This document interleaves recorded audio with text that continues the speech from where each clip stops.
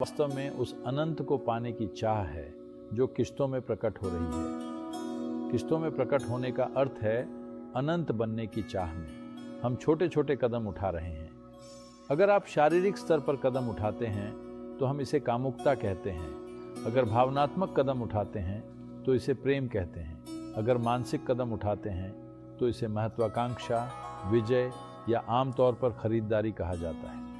अगर आप जागरूकता के साथ कदम बढ़ाते हैं तो वो योग कहलाता है। मूल रूप से लक्ष्य वही है कि आप जो हैं उससे कुछ ज़्यादा होना चाहते हैं। जैसे ही ये कुछ ज़्यादा की इच्छा पूरी होती है, आप निश्चित रूप से उससे भी कुछ ज़्यादा होना चाहते हैं। अगर आप ध्यान से देखें तो आपके पास चाहे जो कुछ भी हो, आप थोड़ा और चाहते हैं। इसका अर्थ है कि आप में अनंत की चाहत है, लेकिन आप इसे किश्तों में पाने की कोशिश कर रहे हैं।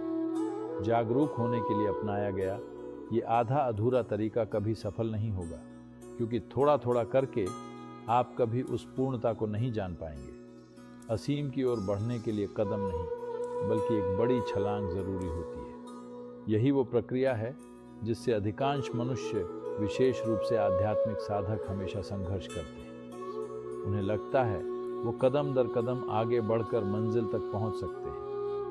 आप कदमों के सहारे पहाड़ की चोटी तक तो जा सकते हैं, पर वहां से आपको बिना तल की एक अनंत गहराई में कूदना ही पड़ेगा। यानी आप किसी भी चीज से नहीं टकराएंगे और वो एक आनंदमय यात्रा होगी, क्योंकि जो चीज बिना तल की है वही अनंत है और हमेशा बनी रह सकती है। वही सनातन है।